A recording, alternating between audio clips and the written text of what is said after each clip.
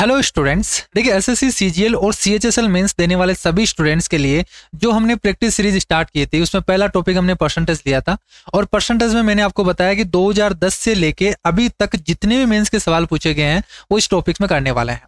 तो इसमें मेनली लगभग 150 के करीब क्वेश्चन पूछे गए थे, जिसमें 2 क्लासेस हो चुकी हैं और इन 2 क्लासेस में हमने 50-50 क्वेश्चन का सेट कंप्लीट किया है। आज से हमारी लास्ट क्लास है परसेंटेज की, जिसमें जितने भी सवाल पूछे गए हैं जो बाकी के बचे हुए सवाल हैं 2019 तक हम कंप्लीट कर चुके थे। अब 2019 के बाद में 2023 तक के जितने भी मेंस के सवाल हैं वो आज की क्लास में रहने वाले हैं। ठीक है, आई होप आपको यहाँ से अच्छी तरीके से समझ में आया होगा। पहले जो 2 क्लासेस हो चुकी हैं उनको आपको कंप्लीट देखना है ताकि आपको आज की क्लास अच्छी तरीके से समझ में आ सके। इनकी पीडीएफ है आपको टेलीग्राम चैनल पे मिल जाती हैं, तो नीचे उसकी लिंक दी हुई है टेलीग्राम चैनल की, वहां जाके आप ज्वाइन कर सकते हो और पीडीएफ को डाउनलोड कर सकते हो। इन फ्यूचर अगर आपको खुद से प्रैक्टिस करना है तो वहीं से आपको करना है, बार बार वीडियोस वगैरह देखने की जरूरत नहीं है। ठीक है, अभी देखो सीजीएल मेंस और सीएचएसएल मेंस होने वाला है, तो जितने भी स्टूडेंट इसकी प्रिपरेशन कर रहे हैं एक बार आप 2010 से लेके अभी तक के जितने भी सवाल पूछे गए हैं एक बार उनको तो जरूर आप प्रैक्टिस करो।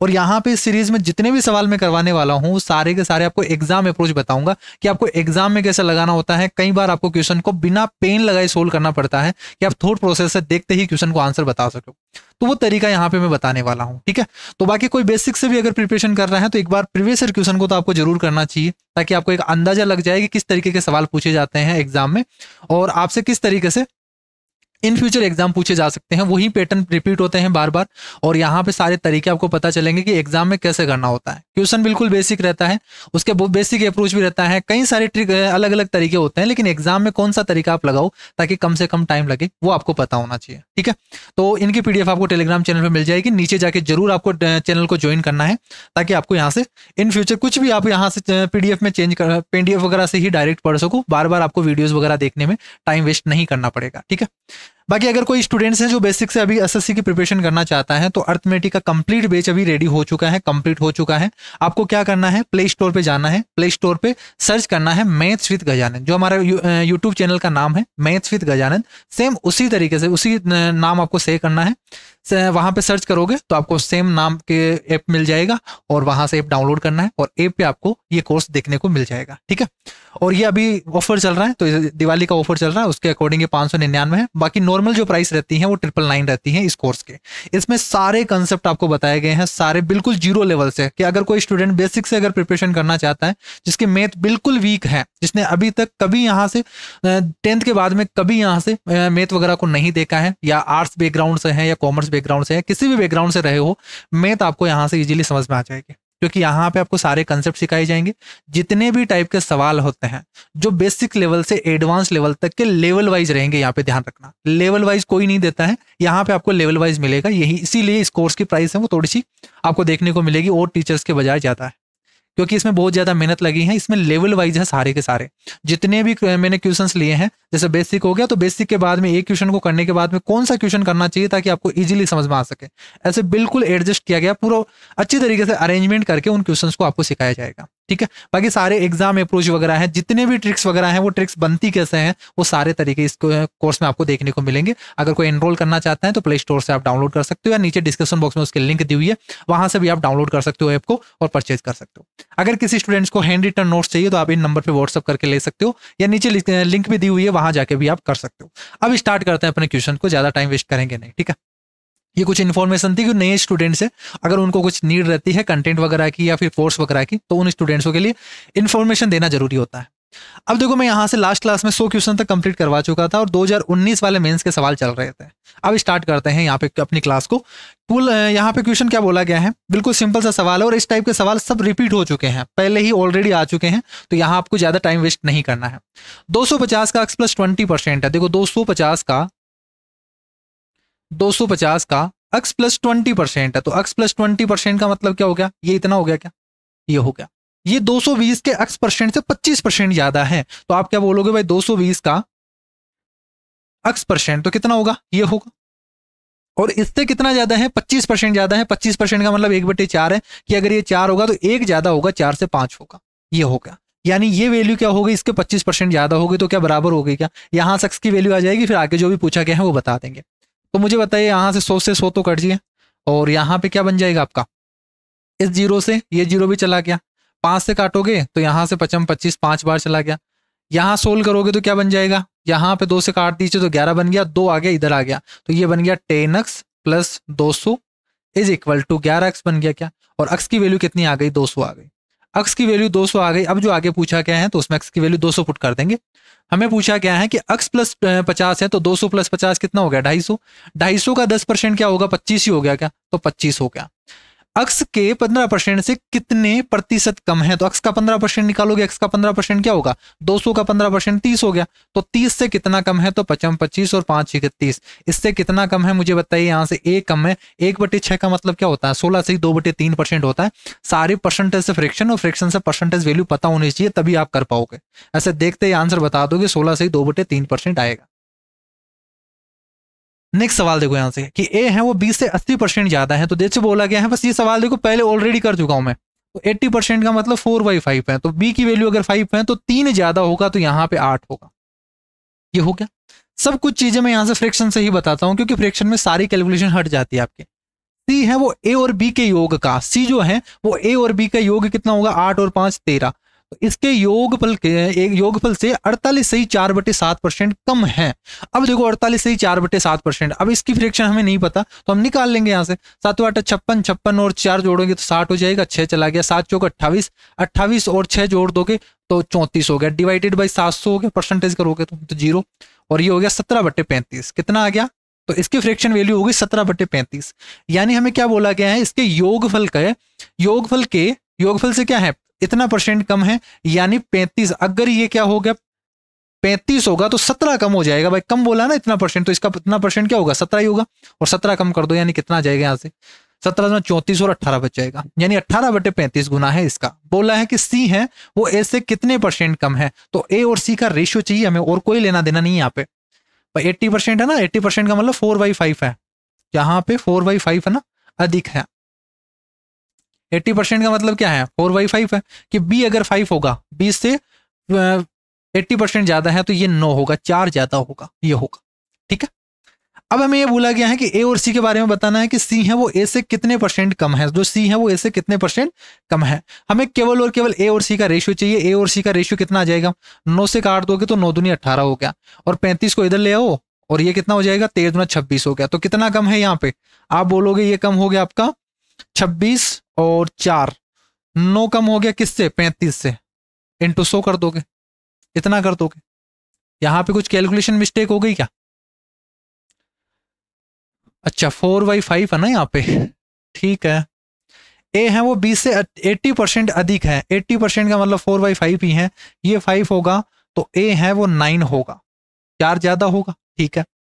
और 5, अच्छा यहाँ पे भी तो कैलकुलेशन मिस्टेक हो गई, फिर 9 और 5 जोड़ोगे तो 14 आएगा, यहाँ पे कितना आएगा, 14 आएगा। अब 9 दूनी 18 हो गया, और यहाँ सोल्व करोगे तो 7 दूनी 14 और 7 पंजे 35 हो गया। इधर ले आओ क्रॉस मल्टीप्लाई कर दो तो रेशियो हो जाएगा 5 से 4 का, हो गया कितना हो गया, 5 से 4। तो 5 से 4 का मतलब ही तो क्या है, कितना परसेंट कम है, 20% कम है, 1/5 ही तो है, 20% हो गया। ये आ गया आपका आंसर। ऐसा तो आपको परसेंटेज से फ्रैक्शन और फ्रैक्शन से परसेंटेज तो आपके मुंह जबानी होनी चाहिए। जैसे 5 से 4 हो गया तो डायरेक्ट 5 से 4 होने का मतलब क्या है, एक ही तो कम हुआ किस पे, 5 पे, तो 20% हो गया, ऐसा डायरेक्ट बता दोगे।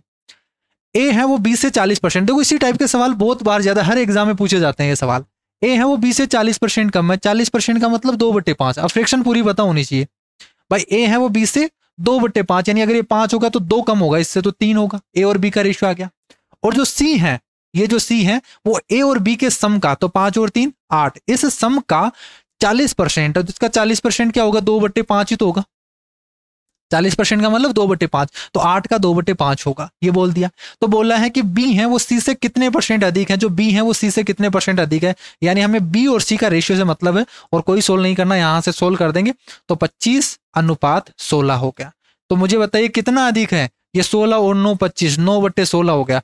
और 9/16 का मतलब कितना होता है, 9/16 का मतलब 56 से 1/4 होता है। कैसे भाई, 1/16 का मतलब होता है 6 से 1/4%, और इसको किससे मल्टीप्लाई करना है, 9 से मल्टीप्लाई करना है, तो 9 से मल्टीप्लाई कर दो। देखो 9 चिगाड़ी 54, तो 1 हो गया, और 2 आगे और आ जाएगा, तो 56 सही 1/4%, ऐसा आता है। याद रखना इसको, 9/16 का मतलब क्या होता है, 56 सही 1/4% होता है। आंसर आपका सी ऑप्शन हो जाएगा। अब देखो परसेंटेज परसेंटेज इस तरीके से दे रखा है और हमें ऑप्शन भी किस में दे रखा है, परसेंटेज में दे रखा है। हम एक परसेंटेज को रख लेंगे, बाकी को सभी को सोल्व कर देंगे। जैसे मैं 25% को एज इट इज रख लेता हूँ, ये परसेंटेज भी साथ में रह जाएगा। अब परसेंटेज की जगह सभी जगह सोल्व करना है। ऑफ का मतलब होता है मल्टीप्लाई। फिर बोला गया है 50%, तो 50% का मतलब 1/2। ऑफ का मतलब इंटू हो गया। 30% का मतलब 3/10 ऑफ, यहाँ से 150 बोला है 150 का, डिवाइडेड बाई 40% का मतलब 2/5 हो गया। देखो सारी फ्रैक्शन पता होनी चाहिए, तभी आप इजीली कर पाओगे, नहीं तो सोल्व करते फिरोगे इनको, इन्हीं में टाइम वेस्ट कर दोगे काटने पीटने में। अब आपको ज्यादा काटना नहीं है, बस आपको सारी चीजें हैं वो फ्रैक्शन में करोगे तो सब चीजें कट के आ जाएगी आपके। देखो 0 से 0 चला गया, और यहां से आप करोगे तो 15 × 120, और यहां से आप क्या कर दो, 5 से काट दो। देखो पहले तो इसको 5 से काटोगे तो 5 चौक 20 और 5 25 हो गया। 15 × 45 से 45 चला गया, नीचे बन गया 20, नीचे कितना बन गया 20 बन गया। 5 से काटोगे तो 5 25 हो गया, 5 दूनी 10 हो गया, 2 दूनी 4, 4 दूनी 8। क्या आपके पास 5/8% आ गया? क्या यहाँ से 5/8% आ गया, और 5/8% आया, और तो नहीं हुआ कहीं। 2 दूनी 4, 4 दूनी 8 हो गया, तो 1/8, 8 × 48, 8 × 48 और 1/4 यानी 25, तो ये आ गया आपके पास पॉइंट इतना परसेंट, 0.625%। ये आंसर हो जाएगा 0.625%। सिंपल से सवाल है। अब देखो ये सवाल तो बहुत बार इस तरीके से पूछा जाता है। ए और बी का मासिक वेतन है वो समान है, ठीक है, अच्छा सवाल पूछा गया है। ए और बी का मासिक वेतन है वो समान है। ए और बी, ए बी और सी है वो अपने मासिक जो मंथली वेतन है, मंथली सैलरी है, उसका क्रमशः 10%, 8% और 9% है वो किसी ट्रस्ट में दान करते हैं। ए और बी के जो दान किए गए अमाउंट है उनके बीच में अंतर है वो 400 है। ए और बी के द्वारा जो दान किया गया है उनके बीच में अंतर है वो 400 है। ए और बी द्वारा किया गया कुल दान है वो सी की तुलना में 900 अधिक है। सी की तुलना में क्या है, 900 अधिक है। तो सी का मासिक वेतन बता दीजिए। बहुत अच्छा सवाल है, और इस टाइप के सवाल है आने वाले एग्जाम में भी पूछे जा सकते हैं, पूछे जाते हैं ऐसे सवाल। देखो क्या बोला गया है कि ए और बी दोनों की इनकम तो सेम है, दोनों की इनकम तो क्या दे रखी है आपको, सेम ही दे रखी है। ए बी सी है अपने मासिक वेतन का 10% और 8%, इस तरीके से भाई ये 10% और ये 8% खर्च करता है, ये डोनेट कर देता है, और ये 9% डोनेट करता है। ए बी सी इनके डोनेट का यहां पे ही हो गया आपका परसेंटेज, ठीक है। ए और बी के दान के बीच में जो अंतर है, तो मुझे बताइए यहां से सीधा सीधा यही बोल दिया कि इनके बीच का जो दान का अंतर है वो कितना है, 2% है। और इस 2% की वैल्यू तो आपको दे रखी है 400। इस 2% की वैल्यू तो कितनी दे रखी है, 400 दे रखी है। तो मुझे बताइए 1% की वैल्यू कितनी होगी, 200, और 100% की वैल्यू कितनी आ जाएगी यहां से, क्या आपके पास 20,000 हो गई क्या? 1% की वैल्यू 200 हो गई, और 100% की वैल्यू कितनी हो गई, 20,000 हो गई। यानी यहां से कि एक को, यहां से एक की इनकम कितनी है, एक की इनकम आ गई 20,000। अब जितनी ए की इनकम है उतनी ही बी की इनकम है, तो बी की भी कितनी है, 20,000 ही है इनकम। उस 20,000 में से 8% देता है, और यहाँ पे 20,000 में से 10% देता है, ये इतना इतना देता है।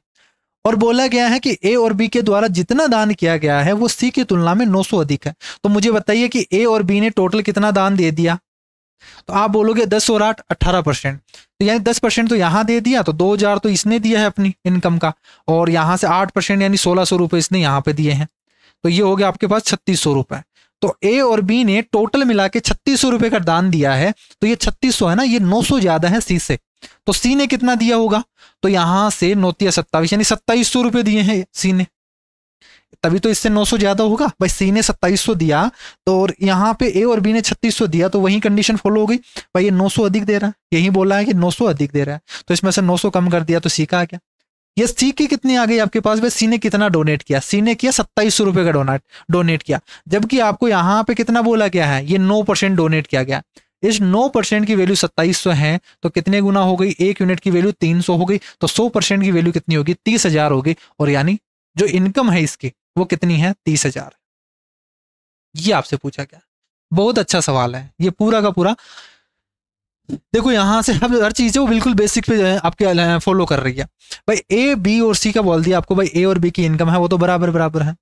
ए 10% डोनेट कर रहा है, बी है वो 8% डोनेट कर रहा है। फिर बोल दिया भाई इनके बीच का डिफरेंस है वो 400 है। तो यहाँ से ए और बी की इनकम आ गई, टोटल इनकम आ गई, तो डोनेट का भी आ जाएगा यहाँ से कितना कितना डोनेट किया है। फिर ये बोला गया कि ए और बी ने जितना डोनेट किया है वो ज़्यादा है, 900 रुपये ज़्यादा है सी से। इसका मतलब सी का 900 रुपये कम है।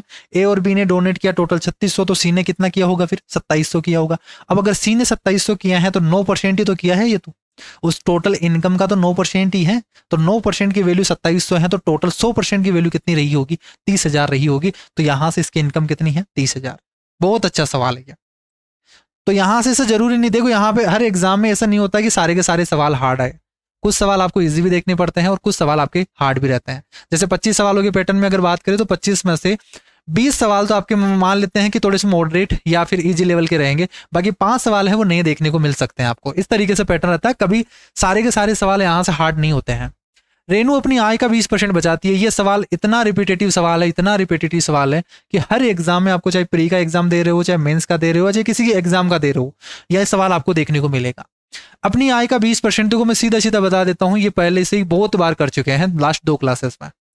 अगर किसी स्टूडेंट ने नहीं देखा है तो क्लासेस आप देख लीजिए, ताकि आपको आज की क्लास अच्छी तरीके से समझ में आ जाए। नहीं तो आप ये बोलोगे सर आपने तो कुछ बताया नहीं, हर बार यही बोल रहे हो कि लास्ट क्लास में करवा दिया, लास्ट क्लास में करवा दिया। इससे अच्छा है लास्ट क्लास आप देख लो।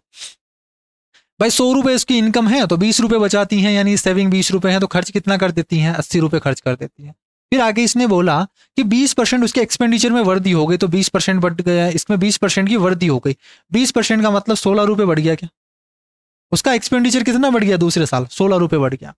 और इनकम है वो 29% बढ़ गई। इनकम कितनी बढ़ी, यानी दूसरे साल 100 रुपए तो मिल रहा है, इधर 29 रुपए और एक्स्ट्रा मिल गया। उस एक्स्ट्रा 29 रुपए में से 16 रुपए उसके एक्स्ट्रा भी तो खर्च हो गए, तो एक्स्ट्रा कितना बच गया यहाँ से, तो आप इनका डिफरेंस कर दो, 16 और 3 19 और 13 रुपए, तो 13 रुपए उसकी सेविंग क्या हो गई, बढ़ गई। बाकी इस सवाल को जब आप बेसिक से करोगे ना तो यहाँ पे एग्जैक्ट निकालनी पड़ेगी उसकी इनकम कितनी बढ़ी है, फिर उसको करोगे। मैं पहली क्लास में बता चुका हूँ ये बेसिक तरीका, ठीक है, कि इसका इफेक्ट क्या होता है, ये तरीका ही हम क्यों लगाते हैं, ये सबसे बेस्ट तरीका है। तो 13 रुपए उसकी इनकम बढ़ गई, बोला क्या है इसकी यहां से बचत कितनी बढ़ गई, तो 13 रुपए बढ़ी है किस पे, तो यहां से यही बोलोगे भाई 13 रुपए बढ़ गई किस पे, 20 पे इंटू 100, इसका मतलब हो गया 65%। तो उसकी जो सेविंग है वो 65% बढ़ गई है। 180 के 15%, देखो कभी भी किसी भी संख्या का अगर 15% निकालना है तो सीधा एक तरीका बता रहा हूं, आप क्या करना है, इसका 10% निकालना, ठीक है। तो 10% तो क्या हो जाएगा भाई, एक जीरो हटा दो, 18 हो गया, और उसमें उसका आधा और जोड़ देना, तो 18 में आधा और जोड़ोगे इसका, तो 9 और जोड़ोगे तो 27 हो गया, तो 27। अब इसके 15% में क्या जोड़ा जाना चाहिए, इसमें क्या जोड़ा जाना चाहिए ताकि योगफल है वो 360 का 20%। अब देखो 20% आ गया, तो मैं क्या कर दूं, इसका 10% निकाल के डबल कर दूं 20% के लिए, तो 20% 36 है, 36 तो क्या हो गया, 72 हो गया। वैसे भी कर सकते हो आप भाई, जीरो से जीरो तो परसेंटेज से कट गया, 72 आ गया। तो इसमें क्या जोड़ा जाए ताकि 72 बन जाए, बिल्कुल सा सिंपल सा सवाल है। एक्स की वैल्यू क्या आ जाएगी यहाँ से 45, कि जब आप 45 जोड़ोगे तभी तो 72 बनेगा। एक परीक्षा में 92% छात्र हैं वो फेल हो गए, जबकि 480 छात्र हैं वो यहाँ पे पास हो गए। 92% पास हो गए, 480 हैं वो फेल हो गए। तो क्या मैं ये बोल सकता हूँ 92% अगर पास हुए हैं तो 8% फेल हुए हैं, तो क्या 8% की वैल्यू 480 है, 8% की वैल्यू 480 है, तो 1% की वैल्यू कितनी हो गई, 6 हो गई। 1% की वैल्यू कितनी हो गई, 60 हो गई। 1% की वैल्यू 60 होगी तो 100% की वैल्यू कितनी होगी, क्या 6000 होगी। यहाँ से टोटल मार्क्स कितने आ जाएंगे, यहाँ पे टोटल जो पेपर हुआ था वो कितने मार्क्स का, 6000 का हुआ था। ए की आय है वो बी की आय से 60% कम है। देखो फिर से वही सेम टाइप के सवाल, ए की इनकम है वो बी से 60%, 60% का मतलब 3/5, यानी अगर 5 होगा तो 3 कम होगा तो 2 होगा। तो बताना है कि बी की इनकम है वो ए की इनकम से कितने परसेंट अधिक है, तो कितने परसेंट अधिक है, आप बोलोगे 3/2, 3/2 का मतलब 1.5 हो गया, 1.5 का मतलब 150% हो गया, डायरेक्ट आंसर। एक नया बेलन बनाने के लिए किसी बेलन की रेडियस को 20% कम कर दिया जाता है, 20% का मतलब 5 से 4 कर दिया रेडियस को, और यहां से इसकी हाइट को है वो 20% बढ़ा दिया जाता है, तो 5 से 6 कर दिया जाता है। अब मुझे बताइए यहाँ से जो वॉल्यूम है वो किस पे डिपेंड करता है, पाई आर स्क्वायर एच पे। तो आर स्क्वायर एच चाहिए आपको, इसका स्क्वायर कर दो, इसका स्क्वायर कर दो, और इनको मल्टीप्लाई कर दोगे तो वॉल्यूम निकल के आ जाएगा, वॉल्यूम का रेशियो आ जाएगा। 25 × 5 करोगे तो 125 आ गया, 16 × 6 करोगे 16 गाड़ी छिंगन में आ गया। कितना परसेंट कम है मुझे बताइए यहाँ से, 25 और 4 29, 29 डिवाइडेड बाई 125, 1/125 का मतलब होता है 0.8, ठीक है। तो 8 से मल्टीप्लाई करोगे इंटू 100 करोगे ना, 100/125 करोगे तो यहाँ से 8 कभी भी अगर किसी भी संख्या को 125 से डिवाइड करना हो, ऊपर वाली संख्या को 8 से मल्टीप्लाई करके 1000 से डिवाइड करते हैं, तो उस तरीके से भी कर सकते हो। तो यहाँ से 29 है और लगभग 8 से करोगे, 8 या 24, 24 के करीब आएगा आंसर, 24 के करीब आएगा आंसर। एग्जैक्ट सोल्व भी नहीं करना आपको इसको। 8 से अगर 30 होता तो 8 से मल्टीप्लाई करते 8 या 24 होता, तो 24 से 0.8% कम होगा, 24 से 0.8 कम होगा, तो ये हो जाएगा 23.2%। लिखना चाहो तो लिख सकते हो 23.2%। कैलकुलेशन आपकी होनी चाहिए। और ध्यान रखना नीचे एक लिंक दी हुई है, कैलकुलेशन ट्रिक की एक पीडीएफ है, वो तो आपको जरूर ही करनी है। उसमें सारे जितने भी 100 ट्रिक्स हैं जो कैलकुलेशन के होते हैं, मल्टीप्लीकेशन हो गया, स्क्वायर हो गया, स्क्वायर रूट वाले तरीके हो गए, वो सारे मेंशन है। तो एक बार वो जरूर पढ़ लेना अगर किसी स्टूडेंट की कैलकुलेशन वीक है तो, ठीक है। नेक्स्ट सवाल देखो, the train ticket fare from places A to B in second class AC and third class AC is ₹2500 and 2000 respectively. यानी यहाँ से आपसे ए से बी तक जाने वाली कोई रेलगाड़ी है जिसमें सेकंड एसी और थर्ड एसी का जो किराया है वो 2500 और 2000 है। यदि सेकंड एसी और थर्ड एसी के किराए में क्रमशः 20% और 10% की वृद्धि हो जाती है, तो बताना है कि द्वितीय एसी सेकंड क्लास एसी और थर्ड क्लास एसी हैं, इनके नए किराए का अनुपात कितना होगा। अब देखो क्वेश्चन ही इतना अटपटा दे रखा है हिंदी में कि पढ़ने में जोर आए, लेकिन क्वेश्चन बिल्कुल सिंपल सा है कि दोनों का किराया इतना इतना है। इसको 20% बढ़ा दिया तो 25 दुआ 50, 500 बढ़ा दिया तो 3000 हो गया, और यहाँ 10% बढ़ा दिया यानी 200 बढ़ा दिया तो कितना हो गया, 2200 हो गया क्या। और जब आप सोल्व करोगे तो क्या 15:11 ही आ गया क्या। इतना सा सवाल है, इसका रेशियो ही तो पूछा है। अब स्टार्ट होते हैं अपने 2020 वाले मेंस के सवाल। अभी तक हम जो सोल्व कर रहे थे वो 2019 मेंस के सवाल सोल्व कर रहे थे। अब हम स्टार्ट कर रहे हैं 2020 में पूछे गए जितने भी मेंस के सवाल हैं उनको हम करेंगे। जब किसी वस्तु के मूल्य में 20% कमी की गई, तो कमी की गई 20% यानी 5 से 4 कर दिया गया, कि पहले 5 रुपए था अब 4 रुपए हो गया।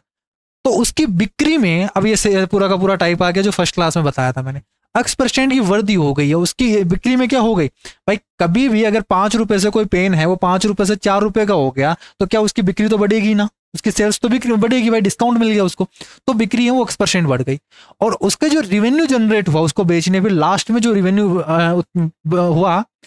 हुआ तो वो कितना हो गया, 25% एक्स्ट्रा हो गया। तो क्या 25% का मतलब 4 से 5 हो गया क्या। तो अगर आपको यहाँ पे बिक्री का चाहिए तो बिक्री का डायरेक्ट रेशियो क्या आ जाएगा भाई, जो रिवेन्यू हुआ है उसको ऊपर लिख दो और जो यहाँ पे प्राइस में चेंज हुआ उसको नीचे लिख दो।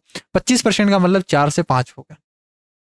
ये सीधा सा तरीका है एग्जाम में करने का, ठीक है। तो यहां से रेशियो निकाल दोगे तो 16 से 25 आ गया। 16 से 25 का मतलब ओवरऑल उसकी बिक्री में कितना चेंज आया, 9 डिवाइडेड बाई 16। क्या वापस से 9 डिवाइडेड बाई 16 आ गया क्या यहाँ से, तो 56.25% ही हो गया। क्या 56 से 1/4% बोलो, चाहे 56 से 1.25 बोलो, एक ही बात है। यदि किसी संख्या के 40% और उसी संख्या के 30% का योग, यानी सीधा सीधा यही होगा कि कोई 100 संख्या 100 माने कोई नंबर, तो उसका 40% 40 और 30 दोनों को जोड़े तो 70, 70 की वैल्यू 70 ही दे रही है, तो रियल वैल्यू भी क्या है, 100 ही है। वो इतना इजी सवाल भी पूछा जाता है मेंस में। ए अपनी आय के 35% की बचत करता है। देखो फिर से वही सेम टाइप का सवाल, अब ये सवाल तो पका दिया है पूरा का पूरा। ए अपनी आय का 35% बचाता है, यानी 100 रुपए अगर उसकी इनकम रही होगी तो बचाता कितना है वो, तो बचाता है 35 रुपए। तो खर्च कितना कर देता है वो, एक्सपेंडिचर कितना हो जाता है उसका, तो 65 रुपए उसका एक्सपेंडिचर हो जाता है। बोला उसकी इनकम है वो 20.1 बढ़ गई, तो इसकी इनकम है वो 20.1% बढ़ गई, तो इतनी बढ़ गई। और उसके एक्सपेंडिचर है उसमें 20%, तो एक्सपेंडिचर 20% यानी 13 रुपए उसका एक्सपेंडिचर बढ़ गया, 13 रुपए इसका एक्सपेंडिचर बढ़ गया। यानी दूसरे साल 20.1 रुपए इनकम ज्यादा बढ़ी तो खर्चा भी तो बढ़ गया, तो ओवरऑल सेविंग में कितना बढ़ गया, तो 13 घटा दोगे, 13 और 7 20, तो 7.1%। 7.1 रुपए क्या हो गई उसकी सेविंग बढ़ गई। हमें यही पूछा गया है कि उसकी सेविंग में कितना चेंज आया है, कमी हुई है या बढ़ी हुई है, तो बढ़ी हुई है कमी। तो यहाँ तो सेविंग कितनी बढ़ गई 7.1, तो 7.1 डिवाइडेड बाई 35 इंटू 100 करो। अगर इस पॉइंट को हटा दो तो एक जीरो चला जाएगा, 710 डिवाइड बाई 35 आ गया, 35 2 70 हो गया, और 70 ठीक है 20 बार चला गया, और 35 दिया, लगभग 20.3% के आसपास आएगा, 20.3% के आसपास इंक्रीज आएगा। ये ऑप्शन गलत दे रखा, ये नहीं होगा। 18.5% डिक्रीज नहीं होगा, इसमें इंक्रीज होगा, कितना होगा 20.3% के करीब आएगा। आपको अप्रोक्सीमेशन में बताना है। वापस से देखो, एक ही आय है वो बी की, इस पे रिलेटेड सवाल पूछा जाएगा आपसे, 100% है। ए की इनकम है वो बी की इनकम का 80% है, यानी ए की जो इनकम है वो बी की इनकम का 80% है, उसकी इनकम का 80%, यानी अगर ये 5 है तो ये 4। एक का जो एक्सपेंडिचर है, यानी मैं इस तरीके से बोल दूं भाई, इस तरीके से है, ये तो इनकम हो गई, हमें इस तरीके से वेरिएबल देना पड़ेगा क्योंकि दो चीजें चल रही है, एक इनकम की बात कर रहा है, एक एक्सपेंडिचर की बात कर रहा है। एक का जो एक्सपेंडिचर है वो बी के एक्सपेंडिचर का 60% है, यानी ये अगर 5/5 है, 60% का मतलब 3/5, अगर ये 5/5 है तो ये कितना होगा, 3/5 होगा। ये दो अलग अलग रेशियो हैं तो दो अलग अलग कोफिशिएंट देने पड़ेंगे, अगर रेशियो सेम होता तो सेम कोफिशिएंट देते हैं। तो ये हो गया आपका एक्सपेंडिचर की बात, ठीक। अब बोला गया है कि यदि ए की इनकम है, ए की इनकम कितनी है, 4x है, ए की इनकम है 4x और बी का एक्सपेंडिचर कितना है, 5/5, बी का एक्सपेंडिचर है 5/5। इस एक्सपेंडिचर के 90% के बराबर है, तो 90% का मतलब 9/10 ही होगा क्या, ये 9/10 के बराबर है। तो मुझे बताइए x अपॉन वाई कितना आ जाएगा, यहाँ से x और y का जो रेशियो होगा वो क्या हो जाएगा, 4 को उधर भेज दो आप तो, और यहाँ से 5 से काटेंगे तो 5 दूनी 10 हो गया और 4 दूनी 8, यानी 9/8 हो गया। यानी x की वैल्यू 9 है और y की वैल्यू कितनी है, 8 है, ये पुट कर दो आप, तो x की वैल्यू 9 करेंगे तो 9 चौक 36 हो गया यहाँ पे, और 9 पंजे 45 बन गया। यहाँ एक्सपेंडिचर कितना हो जाएगा, 8 या 24 हो जाएगा, और ये हो गया आपके पास 8 पंजे 40 हो गया। क्या ये हो गया क्या यहाँ से, इस तरीके से। मुझे बताइए सेविंग कितनी हो जाएगी यहाँ से, अब सेम हो गया आपके पास। हमें पूछा गया है एक की बचत और बी की बचत के बीच में बचत है वो कितने % ज्यादा है, तो 24 और 36 के बीच में डिफरेंस करोगे तो 6 और 6 12, और यहां करोगे तो कितना आ जाएगा, 5 आ जाएगा। तो बोला है कि ए की बचत है वो बी की बचत से कितने % ज्यादा है, तो ये देखो यहां से कितने % ज्यादा है, खुद के बराबर 100%, और 2 और ज्यादा है तो 2/5 का मतलब क्या होता है, 40%, तो 140% ज्यादा है। ऐसा आपको सोल्व करने की जरूरत नहीं पड़ेगी, देखते ही बता दोगे, बस परसेंटेज का खेल है सारा का सारा, परसेंटेज आपको आना चाहिए अच्छे तरीके से। एक व्यक्ति का मासिक व्यय है उसके मासिक बचत से 66.2/3% आदि का। अब ये देखो वही सेम टाइप का सवाल लेकिन अलग लैंग्वेज में पूछ लिया गया है। एक व्यक्ति का जो मंथली एक्सपेंडिचर है उसकी मासिक बचत से 66.2/3%, 66.2/3% का मतलब 2/3%, सॉरी 2/3 ही फ्रैक्शन होती है इसकी, यानी इसकी सेविंग अगर 3 है, अगर इसकी सेविंग 3 है तो उसका एक्सपेंडिचर जो होगा वो कितना होगा, इससे ज्यादा है तो 3, 2 ज्यादा है तो 5 है। इसका मतलब इनकम कितनी है भाई, सेविंग इतनी हो रही है, एक्सपेंडिचर इतना हुआ है, खर्चा उसने इतना कर दिया और फिर भी बचा लिया 3, इसका मतलब क्या इनकम 8 रुपए थी क्या भाई, 8 रुपए में से 5 रुपए खर्च कर दिए तभी तो 3 रुपए बचे होंगे, तो ये इनके तीनों का रेशियो आ गया। यदि उसके मासिक आय में 44% की वृद्धि हो गई, अब देखो परसेंटेज है तो हम इसको क्या मान लेते हैं, मैं इसको 800 बोल देता हूँ, इसको 500 बोल देता हूँ और इसको 300 बोल देता हूँ ताकि आपको परसेंटेज में पॉइंट वगैरह नहीं आए। अब बोला है कि इसमें 44% बढ़ा दिया गया है, किसमें, इनकम में, तो इसका 44% बढ़ा दो। 44% का मतलब क्या हो जाएगा भाई, 8 चौक 32 और 3, 8 चौक 32 और 3 35, तो 352 रुपए उसमें बढ़ गया दूसरे साल। उसके एक्सपेंडिचर में 60%, तो इसमें 60% क्या हो गया, इंक्रीज हो गया, यानी 56 30, 300 रुपए यहाँ पे एक्सपेंडिचर ही बढ़ गया। भाई इनकम तो 352 बढ़ी, साथ के साथ खर्चा भी तो 300 रुपए बढ़ गया, तो ओवरऑल कितना सेविंग बढ़ा उसका, 52 रुपए तो बढ़ गया। तो और जो सेविंग यहाँ से बढ़ी है ओवरऑल वो 52 रुपए बढ़ गई। और हमें यही पूछा गया है कि इसमें क्या बोला गया है, उसकी मासिक बचत में 1040 की वृद्धि हुई है, तो क्या इस 52 यूनिट की वैल्यू है, इस 52 यूनिट की वैल्यू तो दे रही है आपको 1040, भाई इतनी इंक्रीज हुई है, इस इंक्रीज हुई वैल्यू की वैल्यू आप, सॉरी इंक्रीज हुई जो यूनिट है उसकी वैल्यू आपको कितनी दे रखी है, 1040 है। कितने गुना है, 20 गुना है। एक यूनिट की वैल्यू 20 गुना है तो शुरू वाली बचत आ जाएगी आपके पास। और हमें यह पूछा गया है आरंभिक एक्सपेंडिचर कितना है, एक यूनिट की वैल्यू 20 है, तो अब कुछ भी पूछा जाए हम आसानी से बता सकते हैं। एक्सपेंडिचर पूछा है तो इसको भी 20 से मल्टीप्लाई कर दो तो ये आ जाएगा आपका 10,000, ये पूछा गया हमसे, ठीक है। ये हो गया सवाल। इसी तरीके का एक और सवाल है, देखो इसको करने का ट्राई करो आप।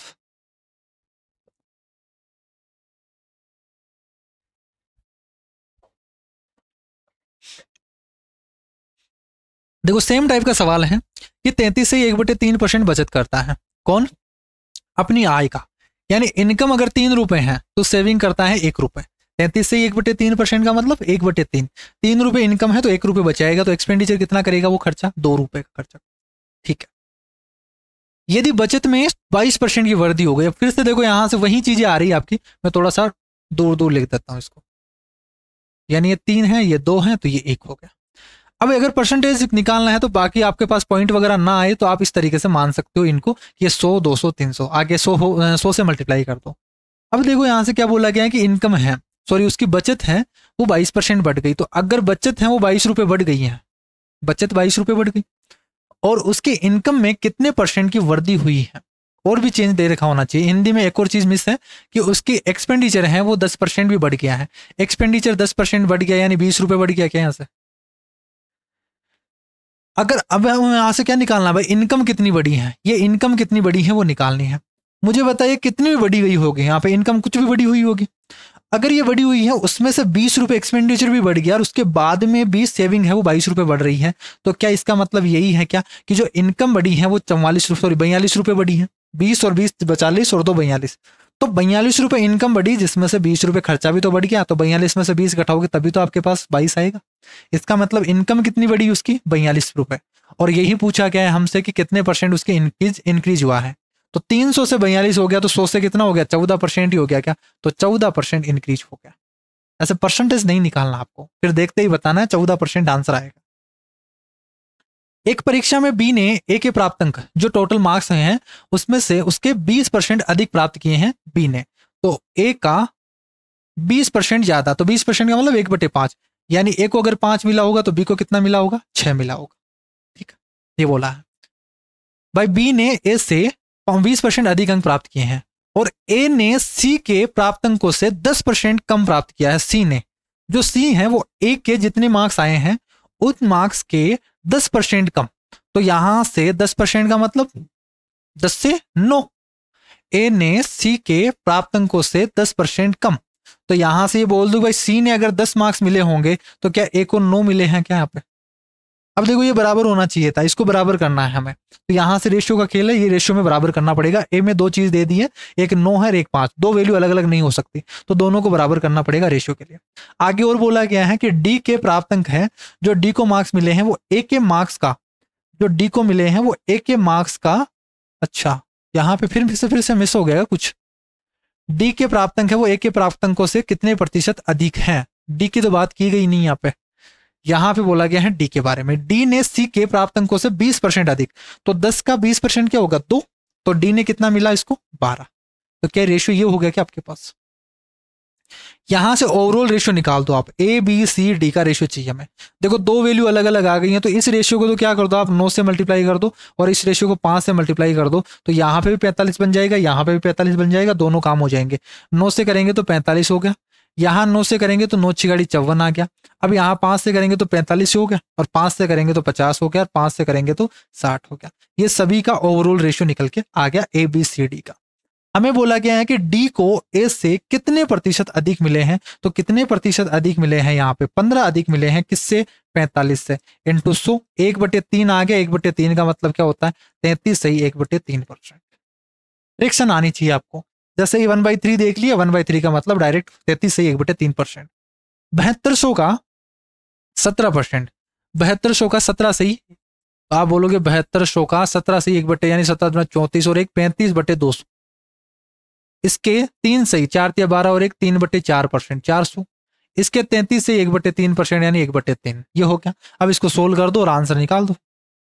सिंपल सा है, जैसे बोला उसके अकॉर्डिंग कर दो। 2 से ये चला गया और 4 दूनी 8, 8 तिया 24, 24 तिया 72, ये हो गया। 35 तिया 105 हो गया, 105 को 13 से करोगे तो 1300 तो एक हो गया, 13.65 एक हो गया, तो 1365 हो गया। नीचे 2 जीरो है तो पॉइंट लग जाएगा, 13.65 आंसर सी ऑप्शन आ गया आपका। ए का 91%, ए का 91% है, वो बराबर है वो बी के 39% के बराबर है। तो बोला है कि बी है वो एक का x% है, तो पहले तो ए और बी का रेशियो निकाल दो। वो कितना आ जाएगा, यहां से आप बोलोगे 13 से काट दो, 13 39 हो, 13 91, उल्टा कर दोगे तो 7:3 आ गया, ये हो गया क्या यहाँ से। और हमें बोला गया है कि बी है वो ए का कितना परसेंट है, जो बी है वो ए का कितना परसेंट है, 3/, ये 7 है, ये 3 है, और डिवाइडेड बाई क्या करोगे, सॉरी परसेंटेज के लिए 100 से मल्टीप्लाई करोगे, तो 700/3 आ गया, 700/3 बी ऑप्शन हो गया। सिंपल सा सवाल आपका। नेक्स्ट देखो यहां से बहुत इंपॉर्टेंट सवाल, बहुत अच्छा सवाल है ये। एक बार आप इसको पॉज करो और वीडियोस को एक बार, सॉरी क्वेश्चन को एक बार सोल्व करने की कोशिश करो। बहुत अच्छा सवाल पूछा गया और ये बार बार रिपीट हुआ है कई बार।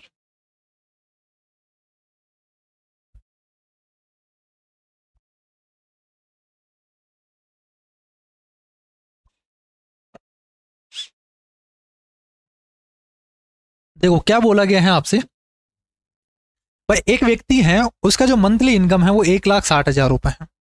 वह तीन मदों पर खर्च करता है, ठीक है।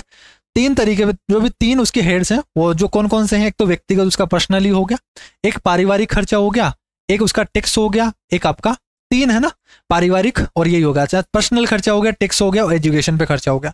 बाकी का जो बचता है उसका सेविंग होती है। तो चार तरीके के हो गए आपके पास उसके खर्चे।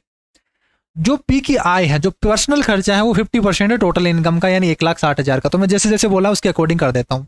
भाई जैसे 1,60,000 रुपये उसकी इनकम है, इसने हमें चार खर्चे बताए हैं कि उसके चार खर्चे होते हैं। एक तो पर्सनल होता है, ठीक है, दूसरा होता है उसका टैक्स होता है, और तीसरा उसका एजुकेशन होता है, चौथा उसका सेविंग रहती है।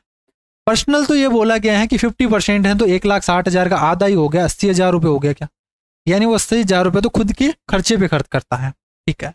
और जो एजुकेशन पे खर्च करता है वो पर्सनल पे खर्च किए गए जितना भी पैसे हैं उसका 20% था, तो इसका 20% एजुकेशन पे रहेगा। 20% का मतलब 16,000 रुपये, ये 16,000 रुपये, ठीक है, 20% निकालोगे तो। और जो टैक्स है वो ई का जो एजुकेशन है उसका 15% है। अब देखो अभी बताया मैंने 15% निकालने का मतलब कि यहाँ से 10% निकालो पहले तो 1600, एक जीरो हटा दो 1600, और 1600 में इसका आधा और जोड़ दो तो 1600, 800, 2400 रुपये। 2400 रुपये वो टैक्स में खर्च कर देता है, और बाकी के बची हुई क्या कहलाती है, उसकी सेविंग होती है। तो मुझे बताइए 80,000 तो ये हो गया, 10,000 और 6,000 एक्स्ट्रा है, तो यहाँ पे कितना हो गया 96,000। 96,000 और 2,000 98,000। 98,400 रुपये तो उसके खर्च हो गए, तो बाकी के बचे हुए कितने होंगे, उसके सेविंग होगी। तो 98,400, तो 600 जोड़ते 99,000 हो गया, और 1,000 और जोड़ते ही क्या हो जाएगा, लाख हो जाएगा, और बाकी के 60,000 तो ही, यानी 61,400 रुपये उसके क्या हो गई, सेविंग हो गई। क्लियर है।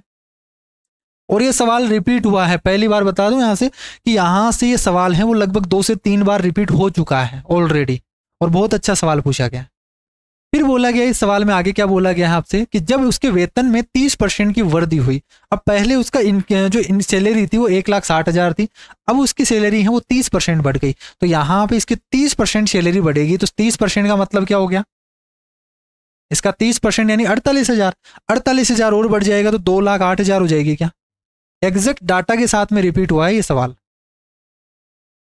प्री में।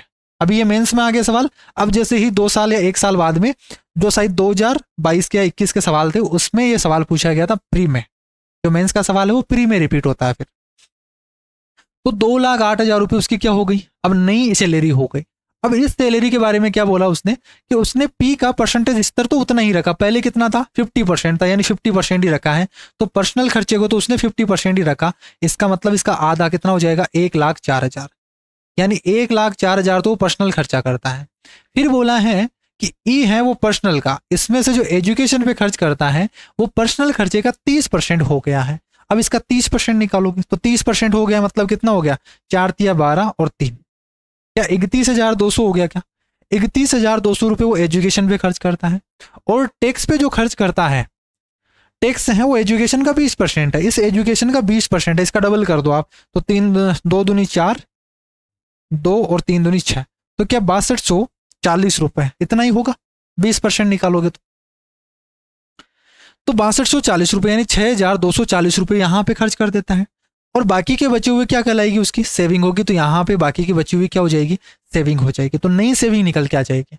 बोला है दोनों सेविंग है उनका योग बता दीजिए, एक तो सेविंग ये हो गई और एक सेविंग यहाँ से निकाल दो, तो यहाँ पे इनका सम बताना है। तो मुझे बताइए सेविंग कितनी हो जाएगी भाई, 1,04,000 यहाँ पे खर्च कर दिया, 31,000 यहाँ पे, तो सभी को जोड़ दो आप, 31,000 यहाँ पे हो गया, और 6,240 यहाँ पे खर्च कर दिया, तो बचे कितने, देखो टोटल तो कितना हो गया, ये 2 और यहाँ पे 4 5 6 4 10 11 और ये 4, 1,41,240 रुपये तो खर्च कर दिए उसने, तो बचे कितने 2,08,000 रुपये उसकी इनकम थी, इसमें से 1,41,240 रुपये उसने खर्च कर दिया, तो बचे कितने यहाँ से 0 6 और यहाँ पे 7, यहाँ पे 7 बचेगा तो 6 हो गया, यहाँ पे आपका 6 बच गया, तो 66,760 रुपये, 66,760 रुपये क्या हो गई उसकी, ये सेविंग हो गई। हमें पूछा गया इन दोनों का सम पूछा गया, इन दोनों का सम बता दो जोड़ के, तो कितना आएगा देखो यहाँ पे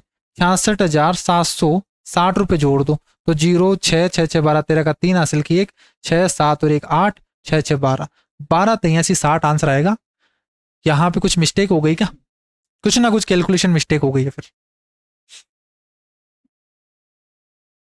इसी में होनी चाहिए। फिर देखो यहाँ से क्या बोला गया है, 30% वृद्धि हो गई है, तो ये तो ठीक है, 16 3 48,000 करोगे, ठीक है। फिर बोला गया है एजुकेशन पे पी का 30%, तो 4 3 12 3 3,31,200 भी ठीक है। और जो टैक्स है वो 20% हो गया एजुकेशन का, इसका 20% हो गया। इसका 20% होने का मतलब इसका डबल ही तो करोगे ना, तो यहाँ पे 4 2 और 6 ये भी ठीक है। 0 4 फिर 2 6 4 10 और 1 11 का 1 हासिल की 1 4 और ये 1,41,240 रुपये यहाँ खर्च कर दिए। 1,41,240 रुपये कम कर दो यहाँ पे 0, यहाँ पे 6 हो गया तो 9 और 7 हो गया, और यहाँ पे 7 है तो ये 6 हो गया, और यहाँ पे भी 6 हो गया, यहाँ पे 1 है तो 0 हो गया। 66,760 ही है, सेविंग भी ठीक ही है, फिर गलत कहाँ से हो रहा है? 61,600 है और 66,760 है। 0 6 6 6 12 और 13, यहाँ पे कुछ ना कुछ मिस्टेक हो रहा है। 80 90 96 98 499 और ये भी ठीक है। अब कुछ ना कुछ कैलकुलेशन मिस्टेक हो रही है यहाँ पे, कुछ भी हो, चाहे वो दिखाई ना दे, बट कैलकुलेशन मिस्टेक हो गई है।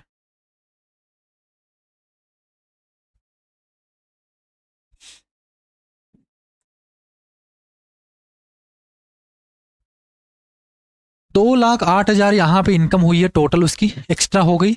जब उसके वेतन में 30% की 16 30% की वृद्धि हुई है, तो उसके पी का परसेंटेज स्तर है वो पहले जितना ही रखा गया है, पहले जितना यानी 50% ही रखा गया है, तो 1,04,000 ये हो गया। लेकिन एजुकेशन पे है वो पी का 30% है, इसका 30% है, तो यहाँ पे 30% है, तो यहाँ पे 30% यानी 3 00 4 3 12 और 3 31,200 ही है, ये भी ठीक है।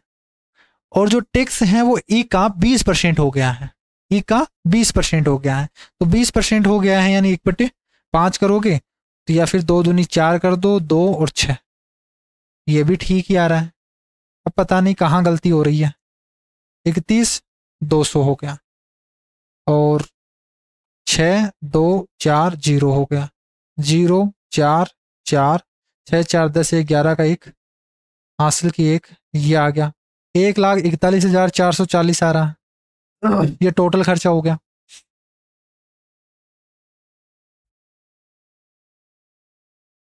एक 41,440 0 6 5 और 4 9, यहाँ पे 7 हो गया तो ये 6 बचेगा, यहाँ पे आपका 6 बच गया, 66,560 आ गया, यहाँ पे 66,560 आएगा, 66,560 आएगा, ठीक है। अब इनको जोड़ दो आप, तब आ जाना चाहिए आपका 61,600 प्लस 66,560। देखो तरीका सेम है, कैलकुलेशन मिस्टेक हो सकती है। 6 5 11 6 7 और 1 8 और 6 6 12 12, यहाँ से 81,60 आंसर आ गया, तो ये आंसर आ गया आपका 12,81,60, ये हो जाएगा। इस तरीके से आपको करना ही पड़ेगा, इसका कोई अल्टरनेटिव तरीका नहीं है कि जिसके लिए आप यहाँ पे इस सवाल को शॉर्ट से कर सकते हो, कोई शॉर्ट तरीका नहीं है, बेसिक तरीका लगाना ही पड़ेगा आपको। नेक्स्ट सवाल देखो, अब 2021 वाले सवाल होते हैं, मेंस के 2021 के स्टार्ट हो गए हैं, 2020 के कंप्लीट कर लिए हमने। देखो क्या बोला गया है कि BCDE के 2:3:4:5 में इनकी वेतन है, उनके वेतन में, तो इस तरीके से बोल दो भाई जैसे यहाँ से, या मैं इसको डायरेक्ट कर देता हूँ। देखो उसके वेतन में 20% 30% 40% और 50% की वृद्धि हुई है। यदि डी का बढ़ा हुआ वेतन है वो इतना है, डी की बढ़ी हुई वैल्यू दे दी आपको।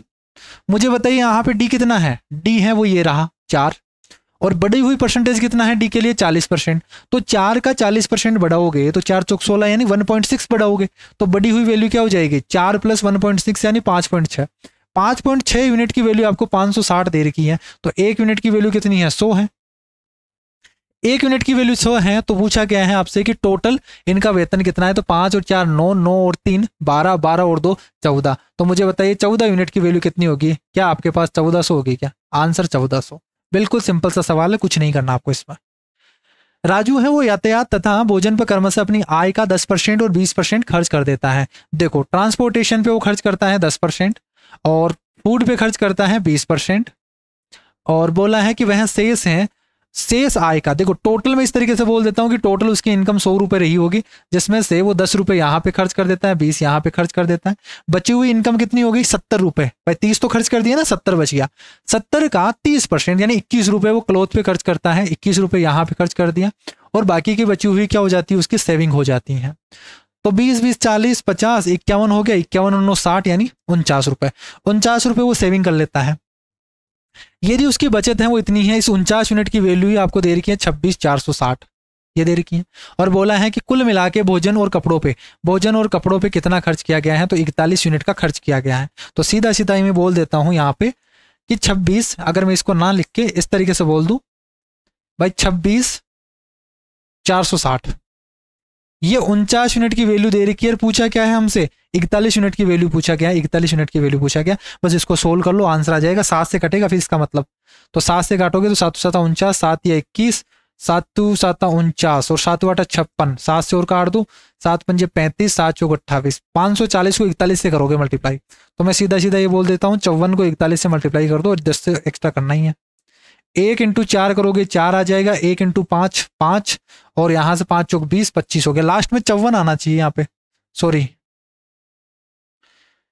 4 हो गया, 1 जाएगा उधर आगे 5 और 4 चौक 16, 16 और 5 जोड़ोगे तो 16 और 5 कितना हो जाएगा? 21 हो जाएगा, और 2 कैरी चला जाएगा, 5 चौक 20 और 2 22 हो जाएगा, और 0 का 0 रखा जाएगा। 22,140 आंसर आएगा, 22,140। अब ये कैलकुलेशन आनी चाहिए आपको कि एक लाइन में 2 डिजिट वाले 2 डिजिट को कैसे मल्टीप्लाई करता है। मैं सारी तरीके में बता चुका हूं ऑलरेडी, लास्ट क्लासेस आप देख लेना। चावल का मूल्य है वो 25% कम हो जाता है। 25% का मतलब 4 से 3 रुपए हो गया। पहले 4 रुपए था, 4 रुपए पर केजी था, अब 3 रुपए पर केजी हो गया। तो जैसे ही कम हो गया तो क्या हो गया? फिर खर्चा बढ़ गया, सॉरी व्यक्ति उतने ही खर्चे में, जितना पहले खर्चा कर रहा था उतना ही खर्चा अब कर रहा है, यानी अपने खर्चे को तो वही रख रहा है। यदि खर्च है वो 5400 है, तो बताइए चावल का प्रति किलोग्राम वास्तविक मूल्य कितना है? 30 केजी अधिक खरीद पा रहा है। देखो प्राइस को उसने क्या कर दिया? 4 से 3 कर दिया। तो मुझे बताइए यहां से जो एक्सपेंडिचर है उसका जो खर्चा होगा यहां, या फिर उसकी कंजप्शन बोल देता हूं मैं यहां से, कंजप्शन, जो कंजप्शन होगी वो क्या होगी? वो 3 से 4 हो जाएगी, क्या उल्टा हो जाएगी? यहां से एक्सपेंडिचर तो सेम ही है। तो एक्सपेंडिचर प्राइस को 4 से 3 कर दिया, 4 रुपए से 3 रुपए कर दिया, तो क्या अब जो उतनी ही प्राइस में पहले 3 केजी चावल मिल रहा था अब तो 4 केजी चावल मिलने लग जाएंगे। और यही बोला गया है कि इनके बीच का डिफरेंस कितना एक्स्ट्रा? 30 केजी। इस 1 यूनिट की वैल्यू आपको 30 केजी दे रखी है भाई, वो अब 30 केजी ज्यादा खरीदने लग गया है। तो 1 यूनिट की वैल्यू 30 केजी है, तो पहले कितने खरीद रहा था? वो 90 केजी खरीद रहा था। अगर ये सवाल पूछ लिया होता कि कितने केजी खरीद रहा था? 90 केजी। अब कितना खरीद रहा है वो? 4 या 12 120 केजी। हमें पूछा गया है कि पहले उसका प्राइस कितना था, तो प्राइस कितना आएगा? ये 90 केजी कितने में? 5400 रुपए में।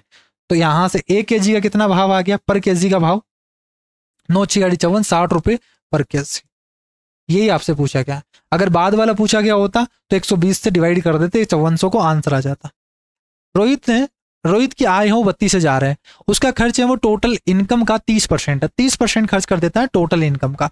तो बचाता कितना है? 70% बचाता है। 70% यानी 7 दूनी 14, 7 या 21, ये आंसर आ गया। मोहित का वेतन है वो विजय के वेतन से 60% अधिक है। 60% का मतलब, और विजय का वेतन है मोहित के वेतन से कितना परसेंट कम है? 60% का मतलब 3/5, यानी अगर इसकी इनकम 5 है तो इसकी बढ़कर कितनी होगी? 8 होगी। और बोला है इसकी कम कितनी कम है? तो 3 कम है। 3/8 का मतलब क्या होता है? 37.5% होता है। 3 वर्ष पहले रमन का वेतन है वो 45,000 था। उसके वेतन में पहले दूसरे तीसरे वर्ष में क्रमशः 10 ए और 20% की वृद्धि हो गई। सक्सेसिव वाला टाइप आ गया। रमन की वर्तमान आय है वो कितनी है? अब इसको करने के बहुत सारे तरीके हैं, मैं डायरेक्ट एग्जाम वाला तरीका बता देता हूं कि अभी उसकी इनकम कितनी है? 45,000, और बढ़कर कितनी हो गई? 83,160 हो गई, जिसमें 3 आपके पास इंक्रीमेंट किए गए हैं, जिसमें से 2 तो क्या है आपके पास? 10% और 20%, और तीसरा निकालना है। तो मैं तीसरा निकालने के लिए क्या कर देता हूं, यहां से 2 जो दे रखे हैं उसको नीचे लिख दो। देखो 10% का मतलब 10 से 11 कर दिया, और 20% का मतलब क्या हो गया? 5 से 6 कर दिया, तो 5 से 6 कर दिया, इसको ऐसे कर दो। ये सीधा तरीका है, कोई नहीं बताएगा ये वाला तरीका। बेस्ट तरीका है इस टाइप के सवाल को एक लाइन में करने का। बाकी इसको बहुत सारे तरीके हैं, आप सक्सेसिव का करोगे, फॉर्मूले से भी कर सकते हो, रेशियो से भी कर सकते हो, बहुत सारे तरीके रहेंगे इसमें। सोल्व करेंगे यहाँ से, जीरो से ये जीरो चला गया, इस जीरो से ये जीरो चला गया, 5 से काटोगे 5 नाम 45 यानी 90 बार चला गया। यहाँ सोल्व करोगे 11 से, तो 11 से 77 और 3 3 6, 11 5 55, 11 6 66 हो गया। 6 से और डिवाइड कर दो, कट रहा है तो 6 और 6 दूनी 12, 6 6 का 36। 90 से 126 हो गया, तो 90 से 126 हो गया तो कितना बढ़ गया है यहाँ से, तो आप बोलोगे 36 बढ़ गया। 36 किस पे, 90 पे इंटू 100 करोगे, 9 चौक 36 हो गया, 40% आ गया आंसर। एक टोकरी में 350 अंडे हैं, 12% अंडे सड़े हुए हैं, तो कितने बेचे जाने योग्य हैं, तो 12% तो खराब हो गए, तो बाकी के बचे हुए क्या होंगे, सही होंगे, जो बेचे जा सकते हैं। तो 12% निकाल दो 350 का। 350 का 10% तो कितना हो गया, 35 हो गया, और 2% क्या हो गया, 7 और हो गया, तो 35 और 7 42। तो 42 तो खराब हो गए, तो बाकी के बचे हुए क्या होंगे, तो 350 में से 42 कम कर दोगे, 308 आ गया आंसर। श्रीमती दीपा देवी है, उनका वेतन है, उसमें से 30% वो बचाती हैं, और प्रति माह कमाती कितना है, 42,000 कमाती है। उसका मासिक एक्सपेंडिचर कितना है, देखो 30% बचाती हैं, इसका मतलब खर्च कितना करती हैं वो, 70% है। तो 42,000 का 70% निकाल दोगे, 7 से मल्टीप्लाई कर दो, 7 दूनी 14, 7 चौक 28 और 1 29 हो गया, तो 29 ये हो गया आपका आंसर। 29,400 आंसर आएगा। एक लाइन में ऐसे कर दोगे सवाल को।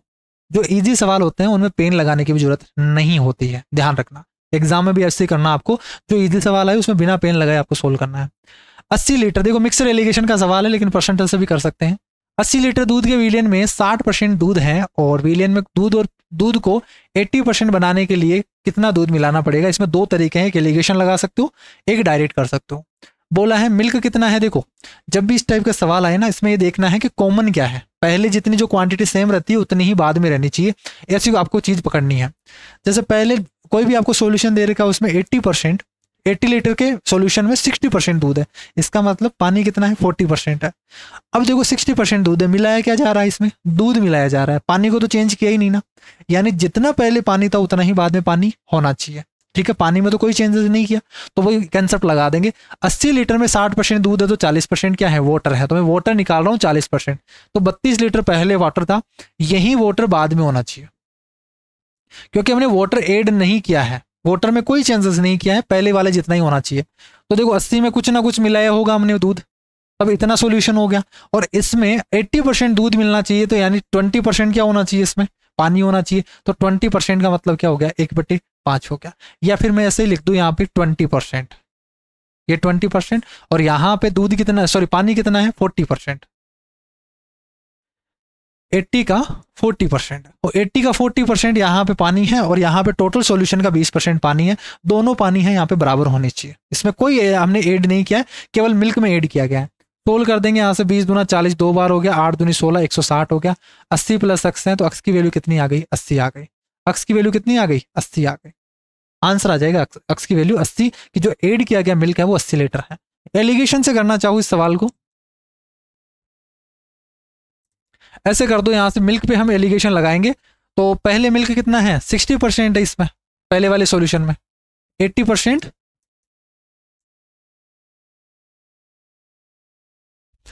यहाँ पे 60% मिल्क है, इसी में क्या कर रहे हैं, ऐड कर रहे हैं, मिल्क ऐड कर रहे हैं, तो पूरा का पूरा क्या होगा, उसमें दूध ही होगा, उसमें पानी तो है ही नहीं ना। तो 100% हम क्या कर रहे हैं, इसमें मिल्क ऐड कर रहे हैं।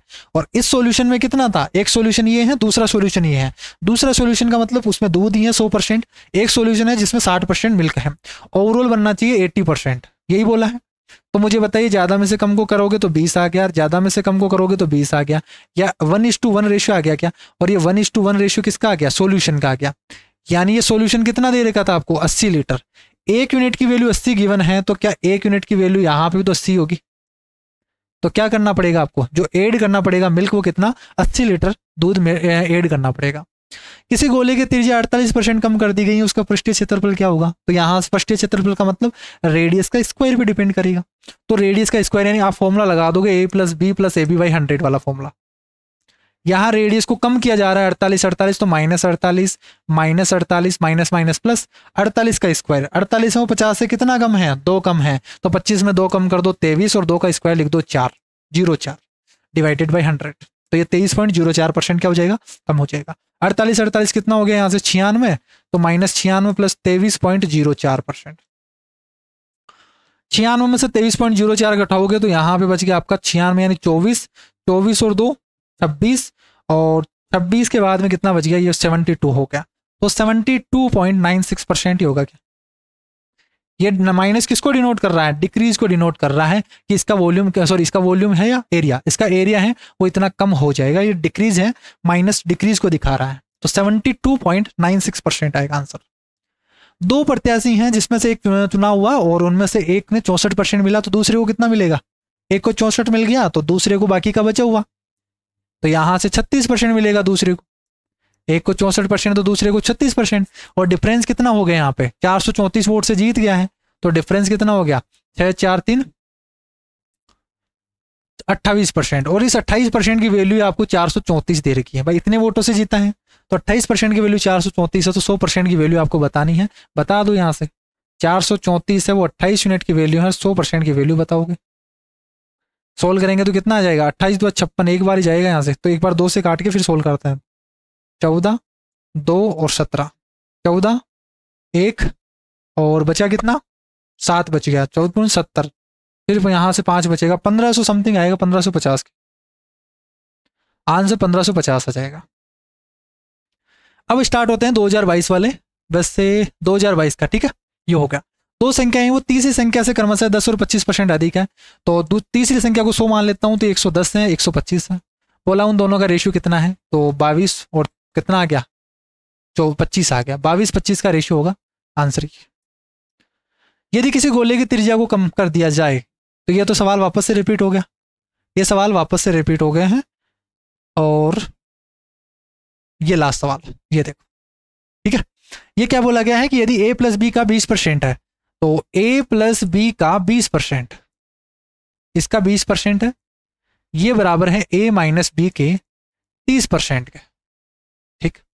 तो देखो परसेंटेज से परसेंटेज चला जाएगा, 0 से 0 चला गया, तो a प्लस बी और a माइनस बी का रेशियो कितना आ गया, इनका कोफिशिएंट 1 बना देते हैं, तो इनको नीचे ले आओ, तो नीचे 3 आ गया, नीचे इसके 2 आ गया, तो 3:2 आ गया a और b, a प्लस बी और a माइनस बी का रेशियो। हमेशा ध्यान रखना a प्लस बी दे दिया जाए, a माइनस बी दे दिया जाए, तो a और b का जो रेशियो होगा, a और b का रेशियो क्या हो जाएगा, एक बार तो इनको जोड़ दो और एक बार इनको घटा दो, तो ये आ जाएगा 5:1, a और b का रेशियो आ गया 5:1 आ गया।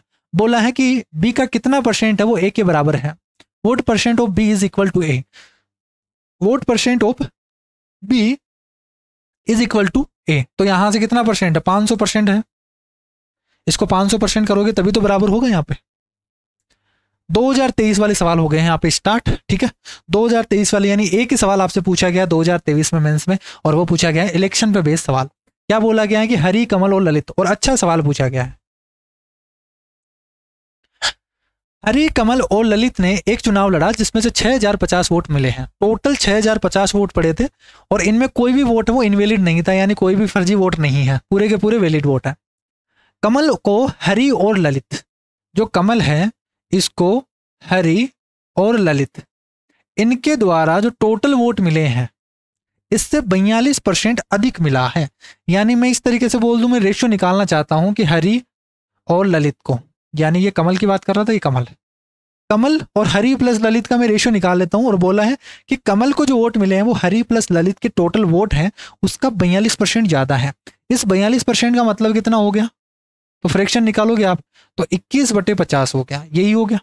यानी हरि प्लस ललित को अगर 50 वोट मिलते हैं तो केवल और केवल कमल को कितना मिलता है, इससे 21 ज्यादा मिलते हैं, तो 71 मिलते हैं।